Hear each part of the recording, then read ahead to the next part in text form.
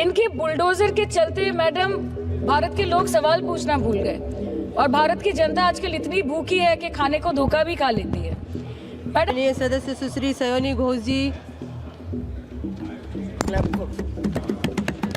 धन्यवाद अध्यक्ष महोदय, आपने मुझे बोलने का मौका दिया। मैं अपनी पार्टी की भी आभारी हूँ for this opportunity. Madam, supplementary demand for grants is a constitutional pre-arrangement and I agree that it should definitely not be objective.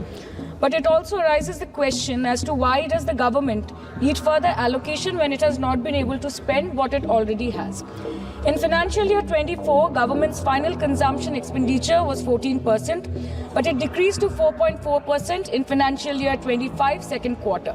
This means that the government has spent much less this year as compared to last year.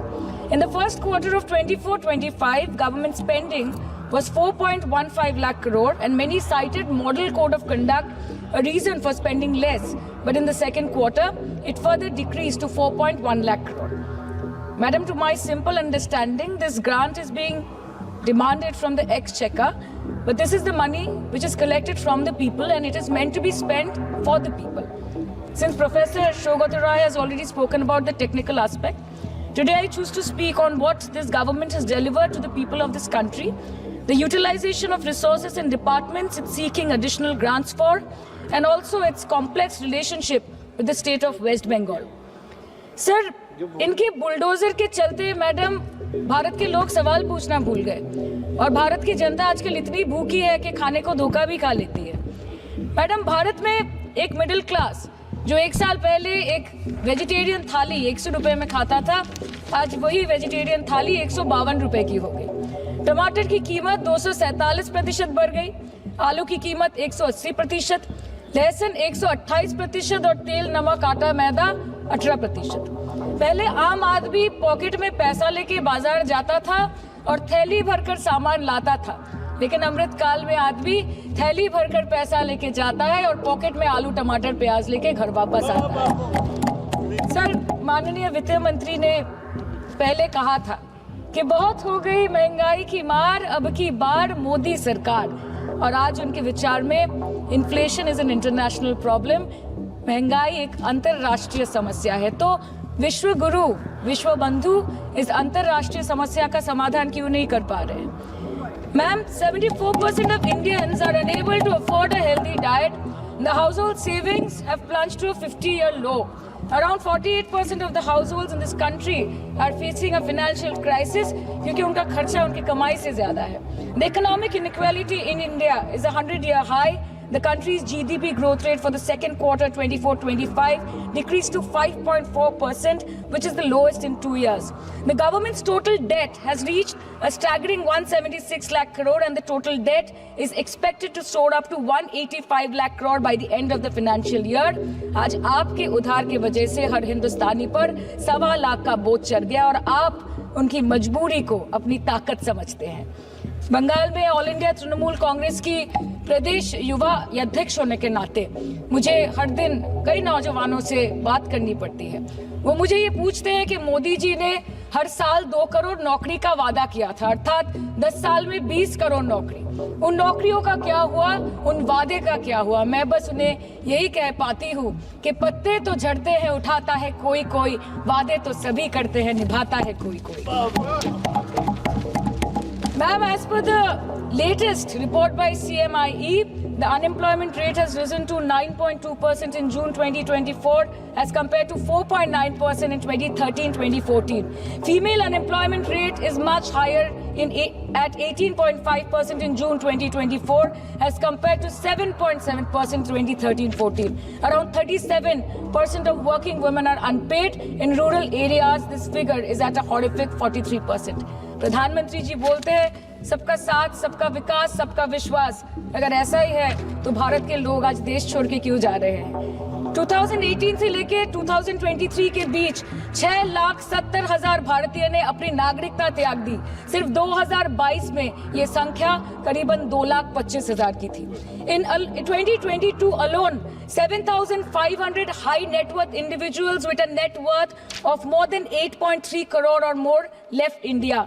नवंबर 2022 से सितंबर 2023 सिर्फ 10 महीने में 96,917 Indians were arrested attempting to cross the United States illegally. Modi ji कहते हैं कि वो सबके साथ है, मगर ये आंकड़े बोलते हैं जो सबका होता है वो किसी का नहीं होता। और बंगाल के साथ तो कुछ अलग ही रिश्ता है इनका। The relationship is that of quid pro को, ठुकरा के मेरा प्यार मेरा इंतकाम देखेगी। मतलब वोट है तो नोट है और वोट नहीं तो नोट नहीं। As per the available reports, as on 19 July, rupees 1.23 lakh crore is already due from the government of West Bengal against flagship programs like Manrega, PM Awas Yojana, Gram Sadak Yojana, National Health Mission, Central Food Subsidy. Further, 40,806 crore is projected dues against these schemes, bringing the total amount to a staggering 1.71 lakh crore. Madam, health care की schemes में सिर्फ fund हमको दिया नहीं जाता क्योंकि colour coding match नहीं करता है। सो आप सबका साथ सबका विकास जो बोलते हैं, is it hinging on colour coding? आपको रंग पसंद नहीं तो आप बंगाल के लोगों को पैसा नहीं दोगे और फिर आप आके बोलते हो कि हम बंगाल में जीत क्यों नहीं पाते। Ma'am, this is the reason, this stepmotherly attitude, जिसके लिए बंगाल के लोग हर बार इनको बड़े बड़े रसगुल्ला खिलाकर वापस दिल्ली भेज देते हैं। Even after making several attempts to crush our aspirations and our economy, Bengal government stands tall and true towards the commitment towards its people. Bengal में सिर्फ दीदी है तो मुमकिन है। The West Bengal government started transferring money to the bank accounts of 21 lakh people who worked for 100-day scheme without receiving any payments from the central government for Manrega. Even before Ayushman Bharat, in Bengal, Shastro Shati, a cashless scheme was launched, providing treatment cost up to 5 lakh for per person belonging to any strata of the society. आज कलकत्ता के किसी आलिशान private hospital में जहाँ पे एक अमीर आदमी की चिकित्सा होती है, वही बगल वाले बेड में एक गरीब मजदूर, एक गरीब किसान की भी ट्रीटमेंट होती है। यही है ममता बनर्जी का विकास। और आपके अमृत काल में the cost of medical treatment has been doubled in the last 5 years। आप फार्मास्यूटिकल्स की सर आरजी कर पे बात ना बोले, आपकी सीबीआई पे अभी तक कुछ बोल नहीं पाए। हम लोगों ने जो, हमारी पुलिस ने जो बोला था, they are still sticking to that. So उसके बारे में मत बात करें, ठीक है? आप उत्तर प्रदेश के बारे में बात करें ना sir. Sir, medical inflation is at 14%। Regularly लिए जाने वाले दवाइयों की कीमत 50% बढ़ गई। आप सिविल एविएशन के लिए ग्रांट्स मांग रहे हैं। एक डोमेस्टिक फ्लाइट, उसकी राउंड ट्रिप की टिकट 20 से 30 हजार में बिक रही है। आम आदमी आज हवाई चप्पल पहन के हवाई जहाज नहीं चल रहा, आम आदमी हवाई चप्पल बेच के हवाई जहाज चल रहा है। You are demanding funds for education but conveniently ignoring the fact that 11 lakh children have dropped out of school according to your own data. आज भारत में सिर्फ 47.51% स्कूलों के पास कंप्यूटर की फैसिलिटीज है और उसमें 33% के पास internet connection. In law and justice, you are not been able to provide legal aid to more than 1% of the eligible population. In public enterprises, 5.1 lakh public sector jobs have disappeared in the last 10 years. Railway में करीबन 2.5 lakh post बाकी हैं और उसमें से vacancy है in critical safety categories. नए भारत में आजकल ट्रेन पटरी के ऊपर कम और पटरी के बाहर ज्यादा चलती है। मुझे दुख लगता है इस सदन में ये कहते हुए मैडम कि मैंने अपने लोकसभा क्षेत्र जादवपुर लोकसभा क्षेत्र के लिए एक बारुईपुर कोबी सुभाष मेट्रो एक्सटेंशन की मांग की थी। मुझे डिपार्टमेंट से ये चिट्ठी मिली जिसमें उन्होंने लिखा है that this project is not economically viable and this project is unremunerative। तो आपको अगर सब जगह से पैसा चाहिए तो मुझे ये बात समझ में नहीं आती कि लोग खुद के लिए आपको वोट देते हैं कि आपके फायदे के लिए वोट देते हैं। मैं आपको इतना ही बोलना चाहती हूँ, दिस वॉज द रीजन अपने प्रॉफिट के लिए आज इन्होंने सीनियर सिटीजन का कंसेशन भी बंद कर दिया और सीना ठोक के ये बोलते हैं कि 2022-23 अर्थ वर्ष में हमने 15 करोड़ वरिष्ठ नागरिक से 2,242 करोड़ कमाए।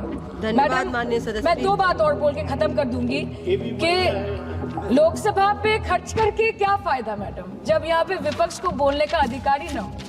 लोकसभा के लिए भी तो ग्रांट मांगा है ना मैम। और अभी सर बोल रहे थे कि बेटी बचाओ बेटी पढ़ाओ, तो 10 साल पहले मोदी जी ने लॉन्च किया था, लेकिन उसके 80% पैसे सिर्फ पब्लिसिटी और मार्केटिंग और एडवर्टाइजमेंट में खर्च कर दिए। आपके उत्तर प्रदेश, मध्य प्रदेश, राजस्थान में ना बेटी को पढ़ा पा रहे और ना बेटी को बचा पा रहे। बंगाल आए और देखिए कि ममता बनर्जी ने विधानसभा में अपराजिता एक्ट में बिल पास किया है, कन्याश्री किया है।